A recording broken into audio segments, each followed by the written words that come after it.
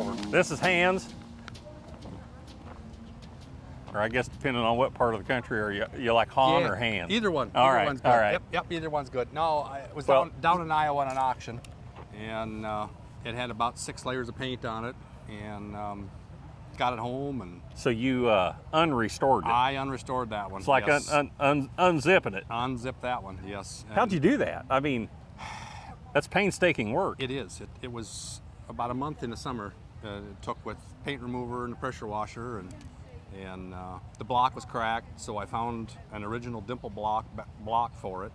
Show us what you mean by dimple block. So the dimple block has these little buttons in the casting. That's an original block for a 24 only. So this guy, he knows more about D's than I'll ever know, and it's little bitty details like that. I mean, there's so many variations in the parts. and the rib here is thinner, and there's a lot of difference between to make blocks, one yes. correct. Yes. Yeah. There's a couple things on it that aren't correct yet. My front wheels aren't correct. This one here has the correct wheels, HA 167s. You can see the hub is quite a bit different. Oh yeah. So, right right here, in there. They right call here. that the hourglass. That's for a later D. Yeah. And then my air cleaner, that's not correct either. But, So that block, for instance, that was used. How many tractors? I mean, 24. Oh, a couple thousand. yeah. So Yeah, very, very few. Yeah. And to find one yet. yeah. Yeah. So you find one, you fix it. Right. Yeah. And I got the original carburetor on there now, 298, and flywheel. That's a reproduction. Kenny Burns reproduced them many years ago. Good flywheel, but reproduction. You got the patina just It, blended like right in. Yeah. Well, the guy that owned it before me, the Gary Walters, he had bought that flywheel 40, 50 years ago, and it laid in the dirt. So yeah. Kind of patinaed itself. He had it prepared. Just Everybody's got their own recipe to make it look right. What Yep, do you do? I love the WD-40. Yeah. Yeah, that's my favorite. Fluid film's good. Any kind of oil. Yeah. Yep. I enjoy it. Love it a lot. And like D's are your thing. Oh yeah. Why? Yeah. Just not sure why. Just love the D. Yeah.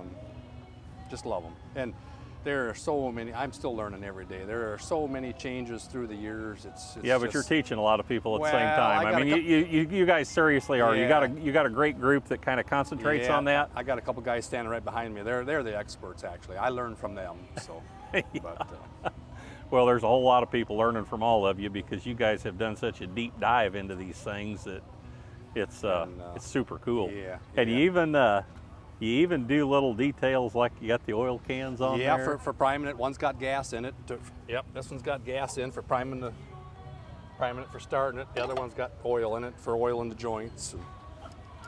That's what makes it, is all those little details Yeah, I like love that. it. Yeah. Yeah. I mean, that's and the umbrella, which that's a killer umbrella. It is. Gosh, that's original. It is. Yeah. Oh my gosh. Yeah, that's an old one. Yeah. Man. Yeah. To find one in that kind of shape and is kind of unreal. The original cast on the bottom. Yep. Oh You know? yeah. Yeah. See, like little details like that are always gone. And the trip for the plow. Oh yeah. Yeah, you put your rope in there so it doesn't jerk the seat off. And there's many different styles of the umbrella bracket. If you notice, this is a one piece and it's really thin. Yeah. Where if you look at the one on there, it's a two piece and it's a lot And heavier. thick. Yeah, these broke. So when I'm in the field plowing, I actually take this off and put a heavy one on because it's Oh yeah. very fragile. And this is obviously the earlier version. That's the early one. It probably, back in the teens, off a horse machinery. As they broke, then they went back to engineering and made all the improvements. Yeah, that one's actually a one piece too, but it's a little bit heavier. But yeah. So I just love the whole patina look. That's awesome. Yeah, the boards on the platform, they were actually rotted away, and we used to milk cows, and so we had some old feed bunks out in the pasture. So I took some boards off the old feed bunks to kind of make it look. They had been pre-patinaed. Yeah, they're old. Yeah, yeah, that's right. Cows rubbing on them. And I'm starting to get a little patina on me. So. Same here. Yeah. Same here. Well, we're about the same age. Yeah. So, yeah, we've been around Now you've collected your entire life. My dad started in 1976. He bought a GP, which was my grandfather's first tractor after the horses. So, yeah, that's what started it. My dad. Was your dad Richard? My dad was Grant. Grant. Okay. Yep, Okay. yep. Okay. And then in the 80s, when farming got really tough and the interest rates got really Yeah. high, most of the ones he had to sell. Yeah. Without That was tough times. losing the farm, and then after that, I got bigger, and we were buying all kinds of different things, and A's and B's and G's and GPs, and then about the last 10, 15 years, I've gotten real serious about the D's. So without any judgment, how many D's you have? Over 30. Okay. For the unstyleds, I've got one for every year except the 23. Yeah. And like the corn bore and export and the DI, I've got one of each. Yeah. So now I kind of moved into the styled ones. I'm picking up a few styled D's. But still on the hunt for 23. Someday I'm gonna have one. Yeah. Yeah. Someday I'm gonna have one. All right, man. Thanks a bunch. Yeah, I appreciate Well, it. Okay. these are my paper models. What you see in front of you represents about 30 years of work. I've been building them over the last 30 years. Start with the inspiration for the whole idea. I grew up in Iowa on a farm, working with my dad, and got the opportunity to really love farming and everything else.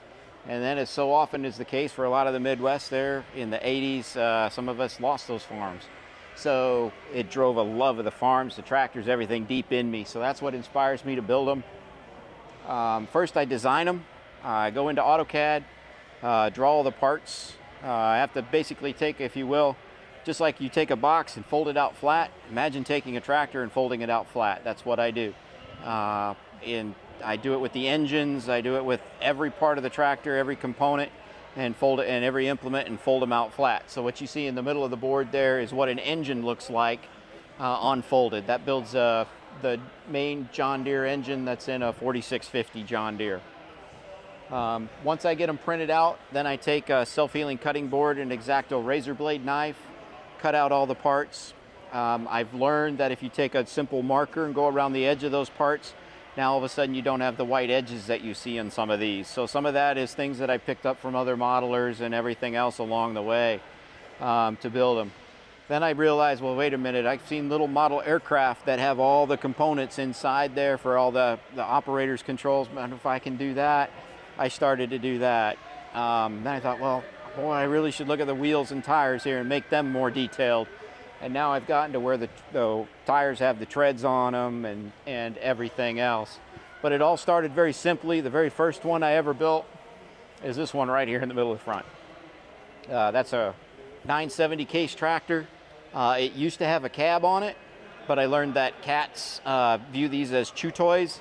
So the cat ate the cab, unfortunately, but I still have the rest of the model to show, and then that gave way and I just continued to improve.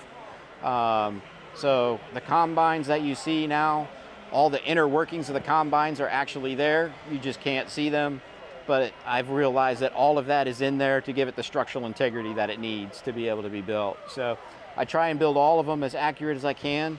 Any tractor you see with duals on it, those duals will come on and off. Any tractor that you see with a front end loader, the front end loader will go up and down, all of its features will work. The front end loader will come off the tractor. So I try and build them as accurate as I can, and my ultimate compliment that I get is when I take them to a show like this and people will go by and see them and go, huh, he's kind of snooty, he has all his models underneath plastic cases and whatnot. And then somebody down the road a bit will ask them, did you see those down there made out of paper? And then they come back and go, no way are those made out of paper. So that's my ultimate compliment. That was me. And yeah, Joe had that experience. That was me about a year and a half ago at a show up in Westminster, Maryland. That's my hometown, and it was simply amazing. I bypassed him at least 3 times, thinking this is nothing unusual. It's just a little track 1/64 scale and in cases. What's so special about them? Until I was standing there and just finally like something's off on those and something's different. And as I got closer and really looked, I'm like, oh my God, these things are made of paper. It's just incredible. And I chewed his ear off for the next 2 or 3 hours, finding out how he does it and all the. It just amazed me, and then I begged him to come to this show, and, which I took as a real honor. So it was great for me to be able to come out here, I'm glad the models travel so well. Several of these were built offshore, built overseas in my Air Force travels. So you have models that are built in Qatar, Iraq, Afghanistan. So they travel very, very well. I'm able to ship them home and everything else. So it's really, it's an awesome hobby.